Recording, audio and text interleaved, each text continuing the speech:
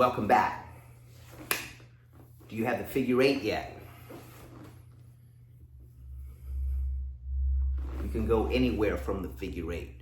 You see, sometimes I'll do this into a salute, a snake salute. There are several of them, many.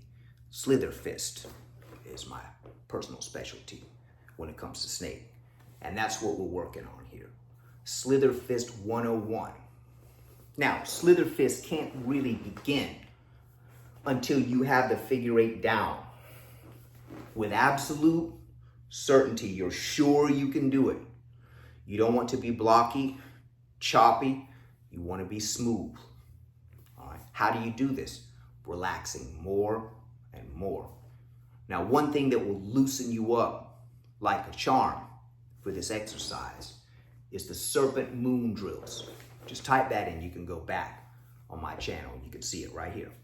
Serpent moon drills with a stick. And if you're tight, they will really stretch you up, stretch you out. All right. So the figure eight, we started here. We went down to up.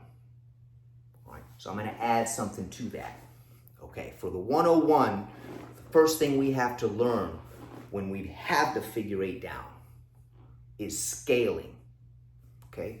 So 2 coils, the upper coil of the snake, the lower coil of the snake. It's wrapped, 2 coils.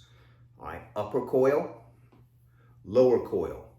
If you hear me say upper cone, same thing, the cone shape, retaining the cone shape. All right, now you should be keeping your wrists together.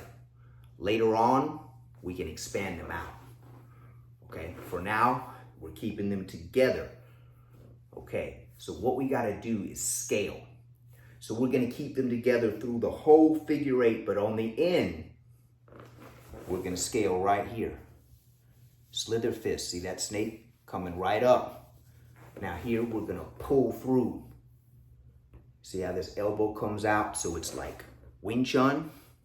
Snake is going to contort that right here. Attacking and blocking simultaneously in 2 directions. Each is a block or and an attack and or. All right. So for now, we're going to be right here. We're coming behind the elbow. Okay. So how do we get there again? We go all the way down and right here, before we get to this. You have to master this part right here. This is how they have to be. You have to have this alignment here to make this work. Right, instead of spinning up, we're going to scale. Here's that snake climbing all the way up. And for now, you come right behind the elbow. Here we go. And we keep it together right here. There's our figure eight. Now, for now, we have to stop. You hear me talk about figure eight as continuous motion without stopping. If you don't know the transition, you will have to stop here for now. I'll show you the transition later. But for now, we're going to have to go back the other way. So we do stop just for beginning instructional purposes, and we're going to scale. Excuse me, I was doing another technique. We're going to hit the body, and we're going to scale up.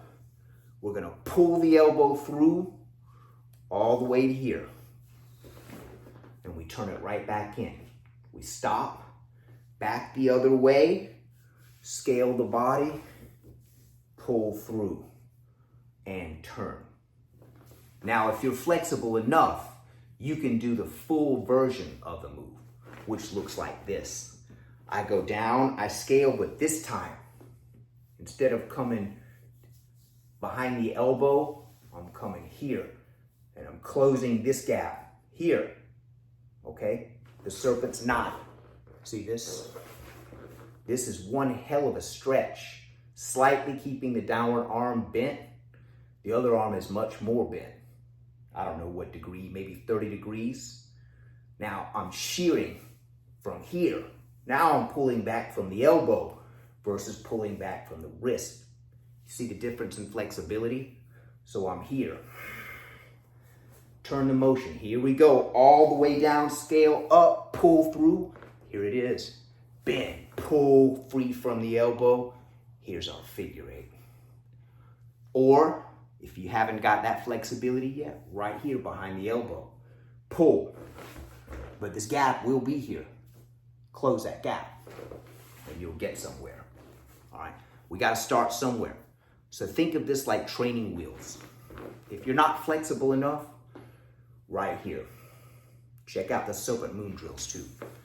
All right, we appreciate you watching. We'll see you next video. Seafood Les Clemens out.